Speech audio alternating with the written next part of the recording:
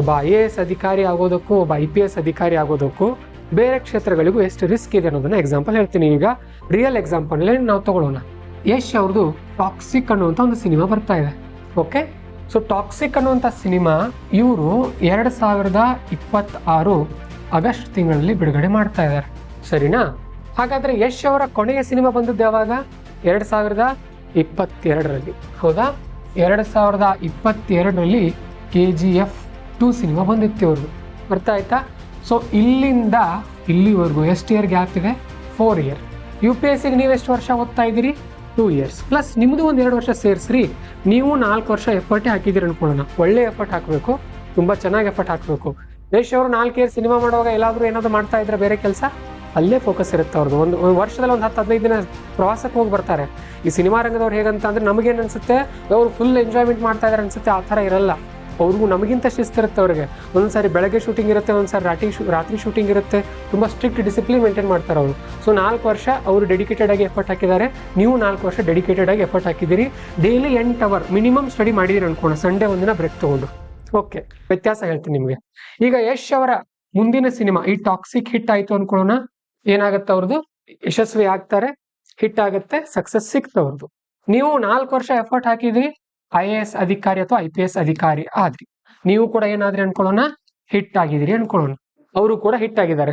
ಸರಿ, ಯಶ್ ಅವರ ಪ್ರಯತ್ನ ಇಲ್ಲಿಗೆ ನಿಲ್ತಾ? ಏನ್ ಮಾಡ್ಬೇಕು ಅವರು? ಮತ್ತೆ ಹಿಟ್ ಕೊಡ್ತಾನೆ ಇರ್ಬೇಕು ಅವರು. ಹಿಟ್ ಪ್ರತಿ ಸಿನಿಮಾದಲ್ಲೂ ಕೂಡ ಜನ ಏನ್ ನಿರೀಕ್ಷೆ ಮಾಡ್ತಾರೆ ಅವರಿಂದ? ಹಿಟ್ ಆಗ್ಲೇ ಇರುತ್ತೆ. ಪ್ರತಿ ಸಿನಿಮಾ ಕೂಡ ಏನಾಗ್ಬೇಕು? ಹಿಟ್ ಆಗ್ಬೇಕು. ಒಂದ್ಸಾರಿ ಫ್ಲಾಪ್ ಆದ್ರೆ ಮತ್ತೆಲ್ಲರೂ ಬಯೋಕ್ ಸ್ಟಾರ್ಟ್ ಮಾಡ್ಬಿಡ್ತಾರೆ. ಆದ್ರೆ ನಿಮ್ದು ಮುಗೀತು, ಇಲ್ಲಿಗೆ ಲಾಸ್ಟ್ ಹಿಟ್ ನಿಮ್ದು. ಜೀವನ ಪೂರ್ತಿ ಹಿಟ್ಟೆ ನೀವು.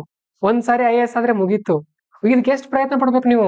ಯಾರು ನೀವು ಗ್ರಾಮೀಣ ಭಾಗದವ್ರು ಇದ್ದೀರಿ, ಒಂದು 4 ವರ್ಷ ಬೇಕಾಗಬಹುದು. ಯಾರು ಇಂಗ್ಲಿಷಲ್ಲಿ ಟಾಪ್ ಇರ್ತಾರೆ ಅವ್ರು 2 ವರ್ಷದಲ್ಲಿ ಆಗ್ಬಿಡ್ತಾರೆ. ಸೊ ನೀವು ಅಕಸ್ಮಾತ್ 26ನೇ ವರ್ಷ ಅಥವಾ 28ನೇ ವರ್ಷಕ್ಕೆ ನೀವು ಹಿಟ್ ಆಗಿದ್ದೀರಿ ಅನ್ಕೊಳ್ಳೋಣ. ಮುಂದಿನ 60 ವರ್ಷದವರೆಗೂ ಕೂಡ ನಿಮಗೆ ರಾಜ ಮರ್ಯಾದೆ ಇರುತ್ತೆ, ನೆನ್ಪಿಟ್ಕೊಡ್ರಿ. ರಾಜ ಮರ್ಯಾದೆ. ಕರ್ನಾಟಕದಲ್ಲಿ ಎಷ್ಟು ಜನ IAS ಆಫೀಸರ್ ಇದ್ದಾರೆ? ಒಂದು 500 ಜನ ಆಫೀಸರ್ ಇದ್ದಾರೆ, IAS ಆಫೀಸರ್ಗಳು. ಒಂದು 500 ಜನ IPS ಆಫೀಸರ್ಗಳಿದ್ದಾರೆ. ಸರ್ಕಾರದಿಂದ ಎಲ್ಲಾ ಫೆಸಿಲಿಟಿಗಳು ಇರುತ್ತೆ ನಿಮ್ಗೆ. ಬಟ್ ಯಶ್ ಅವ್ರಿಗೆ ಈ ತರ ಇಲ್ಲ. ಪ್ರತಿ ಸಿನಿಮಾದಲ್ಲೂ ಅವ್ರು ತೋರಿಸ್ತಾನೆ ಇರಬೇಕು. ಸೊ ನೀವು ಎಷ್ಟು ಪೇಪರ್ ಬರೀಬೇಕು?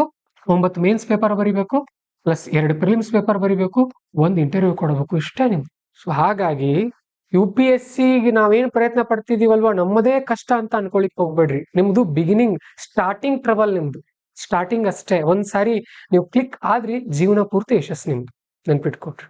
ಜೀವನ ಪೂರ್ತಿ ಯಶಸ್ಸು. ಸೊ ಹಾಗಾಗಿ ಪ್ರಯತ್ನ ಪಡುವಾಗ ಚೆನ್ನಾಗಿ ಪ್ರಯತ್ನ ಪಡಿ.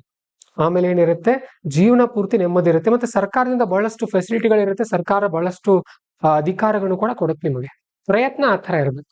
ಏನೇನಾಗುತ್ತೆ ಸಮಸ್ಯೆ? ಮೊದಲೇ ನೋಡಿ ಸಮಸ್ಯೆ ಏನಂತಂದ್ರೆ UPSCಗೆ ಓದುವಾಗ ಲೋನ್ಲಿನೆಸ್, ಏಕಾಂಗಿತನ ಕಾಡುತ್ತೆ, ಹೌದಲ್ಲ? ಏಕಾಂಗಿತನ ಕಾಡುತ್ತೆ. ನಾನು ಸರಿ ದಾರಿಲಿ ಹೋಗ್ತಾ ಇದೀನೋ ಇಲ್ವೋ. ಆಮೇಲೆ ಕಾಲೇಜಲ್ಲಿ ಇದ್ದಾಗ ಹೇಗಿರುತ್ತೆ, ಒಂದು ರೊಟೀನ್ ಇರುತ್ತೆ ನಿಮ್ಗೆ ಫಿಕ್ಸ್. ಬೆಳಗ್ಗೆ ಎಷ್ಟು ಕಾಲೇಜ್ಗೆ ಹೋಗೋದು, ಒಂದು 25 ಡೇಸ್ಗೆ ಒಂದು ಟೆಸ್ಟ್ ಬರುತ್ತೆ, ಮತ್ತೊಂದು 25 ಡೇಸ್ಗೆ ಒಂದು ಟೆಸ್ಟ್, ಆಮೇಲೆ ಅರ್ಧ ಸೆಮಿಸ್ಟರ್ ಟೆಸ್ಟ್, ಈ ತರ ಒಂದು ರೊಟೀನ್ ಇರುತ್ತೆ. ಇಲ್ಲಿ ಆ ಥರ ಇರಲ್ಲ. ಇಲ್ಲಿ ನಿಮ್ದು ಏನೇ ಇದ್ರೂ ಕೂಡ ಯಾವಾಗ ಬರೋದು? ಪ್ರತಿ ವರ್ಷ ಮೇನಲ್ಲೇ ಪ್ರಿಲಿಮ್ಸ್ ಬರೋದು, ಸೆಪ್ಟೆಂಬರ್ನಲ್ಲೇ ಇಂಟರ್ವ್ಯೂ ಬರೋದು, ಮೇನ್ಸ್ ಬರೋದು ನಿಮ್ದು, ಆಮೇಲೆ ಡಿಸೆಂಬರ್ ಜನವರಿ ನಿಮ್ದು ಇಂಟರ್ವ್ಯೂ ಬರೋದು. ನೀವು ಇದನ್ನ ಫೇಲ್ ಆಗಿದ್ದೀರಿ ಅಂದ್ರೆ ಮತ್ತೆ ಒಂದು ವರ್ಷ ಸೈಕಲ್ ಹೊಡಿಯೋದು, ಈ ತರ ಆಗ್ತಾ ಇರುತ್ತೆ. ಓಕೆ, ಇದು ಮೊದಲನೇ ಸಮಸ್ಯೆ. ಇನ್ನು 2ನೇ ಸಮಸ್ಯೆ, UPSCಗೆ ಬಹಳಷ್ಟು ಜನ ಓದೋರ್ದು ಹೆಲ್ತ್ ಇಶ್ಯೂಗಳು. ಇದರಲ್ಲಿ ಮುಖ್ಯ ಕಾರಣಗಳು 2, ಒಂದು B12 ಮತ್ತೊಂದು ವಿಟಮಿನ್ ಡಿ. ಈ ವಿಟಮಿನ್ ಡಿ ಯಾಕಾಗತ್ತೆ ಅಂದ್ರೆ ಸೂರ್ಯನ ಬೆಳಕಿಗೆ ಹೋಗ್ಲಿಲ್ಲ ಅಂದ್ರೆ ಆಗುತ್ತೆ. ಈ B12 ಡೆಫಿಷಿಯನ್ಸಿ ಯಾಕಾಗತ್ತಂದ್ರೆ ನೀವು ನಾನ್ ವೆಜಿಟೇರಿಯನ್ ಇರ್ಲಿಲ್ಲ, ಬರೀ ಸಸ್ಯಾಹಾರಿಗಳಿದ್ರೆ ಆಗುತ್ತೆ ನಿಮ್ಗೆ. ಸೊ ನಿಮ್ಗೆ ಏನೂ ಮಾಡದೇ ಇದ್ರೂ ಸುಸ್ತಾಗ್ತಾ ಇದೆ, ಒಂಥರ ಟಯರ್ಡ್ನೆಸ್ ಆಗ್ತಾ ಇದೆ ಅಂದ್ರೆ ಈ 2 ವಿಟಮಿನ್ ಕೊರತೆ ಇರುತ್ತೆ. ಚೆಕ್ ಮಾಡ್ಕೊಳ್ಬೇಕು, ಡಾಕ್ಟರ್ನ ಮೀಟ್ ಆಗಿ ಔಷಧಿಗಳನ್ನ ತಗೊಂಡ್ರೆ ಹುಷಾರಾಗ್ತೀರಿ. ಇನ್ನು 3ನೇ ಸಮಸ್ಯೆ, ಆ ರೊಟೀನು, ಆ ಡೈಲಿ ಏನಾಗುತ್ತಲ್ಲ, ಆ ರಿಪಿಟೇಷನ್, ಪದೇ ಪದೇ ಅದೇ ಬುಕ್ಸ್ ಓದಿ ಬೇಜಾರಾಗತ್ತೆ. ಆಗುತ್ತೋ ಇಲ್ವೋ? ಆಗುತ್ತೆ. ಬುಕ್ಸ್ ವಾಪಸ್ ಮುಟ್ಟೋಕ್ಕಾಗಲ್ಲ ಅವನ್ನ.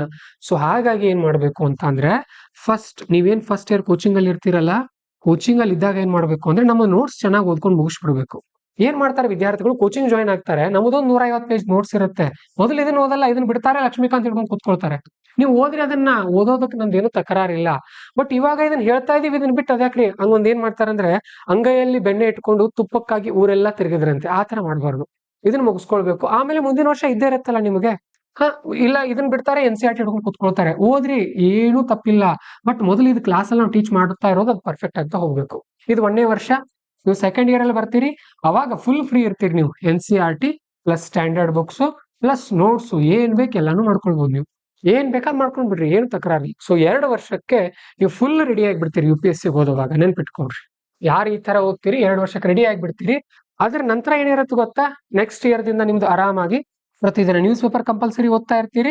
ನ್ಯೂಸ್ ಪೇಪರ್ ಓದಕ್ಕೆ ನಿಮ್ಗೆ ಒನ್ ಅವರ್ ಬೇಕಾಗುತ್ತೆ ಬರೀ. ಅದ್ರ ನಂತರ ಆಮೇಲೆ ನಿಮ್ದೇನ್ ನೋಟ್ಸ್ ಗಳೆಲ್ಲ ಮಾಡ್ಕೊಂಡಿರ್ತೀರಲ್ಲ, ಮ್ಯಾಕ್ಸಿಮಮ್ 2 ಅವರ್ ಕೊಟ್ರೆ ಸಾಕು. ಅದ್ರ ನಂತರ ಬರೀ 3 ಅವರ್ಸ್ ಸಾಕು ನಿಮಗೆ ಯು ಪಿ ಎಸ್ ಸಿ ಓದೋಕೆ, ನೆನ್ಪಿಟ್ಕೊಡ್ರಿ. 2 ವರ್ಷ ನೀವು ಪ್ರತಿದಿನ 8ರಿಂದ 10 ಅವರ್ ಓದಿದ್ರೆ ನಿಮ್ಗೆ ಎಷ್ಟು ಅವರ್ ಬೇಕಾಗುತ್ತೆ? ಬರೀ 3 ಅವರ್ಸ್ ಪ್ರತಿದಿನ ಕೊಟ್ರೆ ಸಾಕು. ಸೊ 24 ಅವರ್ಸ್ ಇದೆ. ಇದರಲ್ಲಿ 3 ಅವರ್ ಸ್ಟಡಿ ಮಾಡ್ತೀರಿ, 8 ಅವರ್ ನಿದ್ದೆ ಮಾಡ್ತೀರಿ, 8 ಅವರ್ ಎಲ್ಲ ಒಂದ್ ಕಡೆ ಜಾಬ್ ಮಾಡ್ತೀರಿ. 8 × 16 19. ಸೊ ಇದು ನಿದ್ದೆ, ಇದು ಜಾಬ್. 8 × 16 19. ಇನ್ನೆಷ್ಟು ಅವರ್ ಉಳಿತಾ ಇದೆ? 5 ಅವರ್ ಎಟ್ಸೆಟ್ರಾ. ತೆಗೀರಿ ಇದನ್ನ, ಸಾಕಲ್ವಾ? ವಿತ್ ಜಾಬು ಮಾಡ್ಕೊಳ್ಬಹುದು ನೀವು. ಸರಿ ಸರ್, ಮತ್ತೆ ನಾನು ಜಾಬ್ ಮಾಡ್ಕೊಂಡು ಎಕ್ಸಾಮ್ ಹೇಗೆ ಕ್ಲಿಯರ್ ಮಾಡೋದು? ನಿಮ್ಮ ಎಕ್ಸಾಮ್ ಇರೋದು ಮೇ ತಿಂಗಳಲ್ಲಿ, ನೀವೇನ್ ಮಾಡೋದು ಮಾರ್ಚ್ ತಿಂಗಳಿಂದ ಏನ್ ಮಾಡ್ಬಿಡೋದು, ರಜೆ ತಗೊಂಡ್ ಬಿಡೋದು. ಎಕ್ಸ್ಟ್ರಾರ್ಡಿನರಿ ರಜೆ ತಗೊಳ್ರಿ. ಮಾರ್ಚ್ ಏಪ್ರಿಲ್ ಮೇ 3 ತಿಂಗಳು 90 ದಿನ ರಜೆ, ಫುಲ್ ಟೆಸ್ಟ್ ಸೀರೀಸ್ ಬರೆಯೋದು, ಎಕ್ಸಾಮ್ ಬರೆಯೋದು ಅಷ್ಟೇ. ಅಂತ ಜಾಬ್ ಅನ್ನು ನೋಡೋದು, ಇಲ್ಲಾಂದ್ರೆ ಬಿಡೋದು ಅಷ್ಟೇ. ಅಟ್ಲೀಸ್ಟ್ ಅಷ್ಟಾದ್ರೆ ಈಗ ನೋಡ್ರಿ, ಉದಾಹರಣೆಗೆ ಜೂನ್ ತಿಂಗಳಲ್ಲಿ ಜಾಯ್ನ್ ಆಗಿದ್ದೀರಿ, ಜೂನ್ 2026 ಜಾಯ್ನ್ ಆಗಿದ್ದೀರಿ ಅನ್ಕೊಳ್ಳೋಣ. ನೀವು ಒಂದ್ ಕಡೆ ಜಾಬ್ಗೆ ಜೂನ್ ನಿಂದ ಅಟ್ಲೀಸ್ಟ್ ಮಾರ್ಚ್ ವರೆಗೂ ನೀವು ಜಾಬ್ ಮಾಡಿದಿರಿ ಅಂತ ಅಂದ್ರೆ ಒಂದ್ 50-60 ಸಾವಿರ ಅದು ಅರ್ನಿಂಗ್ ಆಗಿರುತ್ತಾ ನಿಮ್ಮದು. ಅಟ್ಲೀಸ್ಟ್ ನಿಮ್ಮ ಏನದು ಬ್ಯಾಲೆನ್ಸ್ ಮಾಡೋಕೆ ಲೈಫ್ ಅಷ್ಟೇ. ಜಾಬ್ ಸೆಕ್ಯೂರಿಟಿಗೋಸ್ಕರ ಜಾಬ್ ಸೇರ್ಬೇಡಿ. ಓಕೆ, ಸೊ ಇದಾಯ್ತು.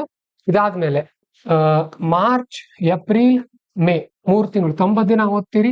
ಮೇನಲ್ಲಿ ಎಕ್ಸಾಮ್ ಆಗುತ್ತೆ. ಎಕ್ಸಾಮ್ ಆದ ದಿನನೇ ಗೊತ್ತಾಗುತ್ತೆ ನಿಮ್ಗೆ, ಅವ್ರು 2 ದಿನದಲ್ಲಿ ಆನ್ಸರ್ ಕೀ ಬಿಡ್ತಾ ಇದಾರೆ. ಈಗ 2 ದಿನದಲ್ಲಿ ನಾನು ಪಾಸ್ ಆಗ್ತೀನೋ ಫೇಲ್ ಆಗ್ತೀನೋ ಅನ್ನೋದು ಗೊತ್ತಾಗುತ್ತೆ.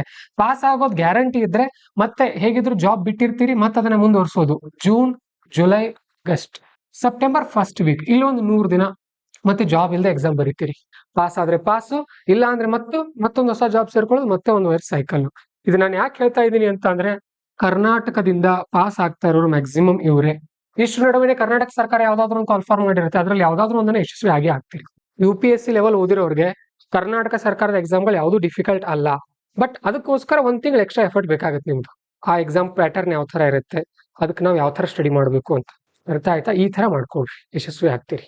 ಹೆಲ್ತ್ ಚೆನ್ನಾಗಿ ನೋಡ್ಕೊಳ್ರಿ, ನಿದ್ದೆ ಚೆನ್ನಾಗಿ ಮಾಡಿ, ಮತ್ತೆ ನ್ಯೂಸ್ ಪೇಪರ್ನ ಚೆನ್ನಾಗಿ ಓದ್ರಿ. ಅಬ್ಸರ್ವ್ ಮಾಡ್ರಿ ಏನಾಗ್ತಾ ಇದೆ ದೇಶದಲ್ಲಿ, ಏನಾಗ್ತಾ ಇದೆ, ಇದು ಹೇಗೆ ಎಕ್ಸಾಮ್ ಅಲ್ಲಿ ಬರ್ಬೋದು, ನಾನು ಇದಕ್ಕೆ ಯಾವ ತರ ರೆಡಿ ಆಗ್ಬೇಕು, ಇವೆಲ್ಲ ನೀವು ಥಿಂಕ್ ಮಾಡ್ತಾ ಹೋದ್ರಿ ಅಂದ್ರೆ ನಿಮ್ಗೊಂದು ಐಡಿಯಾ ಸಿಗುತ್ತೆ. ಒಂದು ಡೈಲಿ ಒಂದು 3-4 ಪುಟ ಎಕ್ಸ್ಟ್ರಾ ಬುಕ್ಸ್ ಗಳನ್ನು ಕೂಡ ಓದ್ರಿ, ಬೇರೆ ಬೇರೆ ಬುಕ್ಸ್. ನಾವು ಹೋದ ವರ್ಷ ಟ್ರೈ ಮಾಡಿದ್ವಿ ಇಲ್ಲೇ ಬೇರೆ ಬೇರೆ ಬುಕ್ಸ್ ಅನ್ನ ಕೊಡೋಕೆ. ವಿದ್ಯಾರ್ಥಿಗಳಿಗೆ ಕೊಟ್ಟು 1 ವಾರ ಆದ್ಮೇಲೆ ರಿಟರ್ನ್ ಮಾಡ್ರಿ ಅಂದ್ರೆ ಅಷ್ಟೇ ತಗೊಂಡು ಹೋಗ್ಬಿಟ್ರು ಅವರು. ಆ ಬುಕ್ಸ್ ವಾಪಸ್ ಬರ್ಲಿಲ್ಲ ನಮಗೆ. ಹೀಗಾಗಿ ಆ ಪ್ರೋಗ್ರಾಮ್ ಡ್ರಾಪ್ ಮಾಡ್ಬೇಕಾಯ್ತು ನಾವು. ಬಹಳಷ್ಟು ಕನಸುಗಳಿದೆ ನನಗೆ, ಪ್ಲಾನ್ಗಳಿದೆ. ಬಟ್ ಒಂದ್ ರ್ಯಾಂಕ್ ಬರೋಕೋಸ್ಕರ ವೇಟ್ ಮಾಡ್ತಾ ಇದೀವಿ. ಒಂದ್ ರ್ಯಾಂಕ್ ಬಂತ ಅನ್ಕೊಡ್ರಿ, ಇಲ್ಲೆಲ್ಲ ಕುತ್ಕೊಳ್ಳೋ ಜಾಗ ಇರಲ್ಲ, ಅಷ್ಟು ಸ್ಟೂಡೆಂಟ್ಸ್ ಬರ್ತಾರೆ ಇಲ್ಲಿ.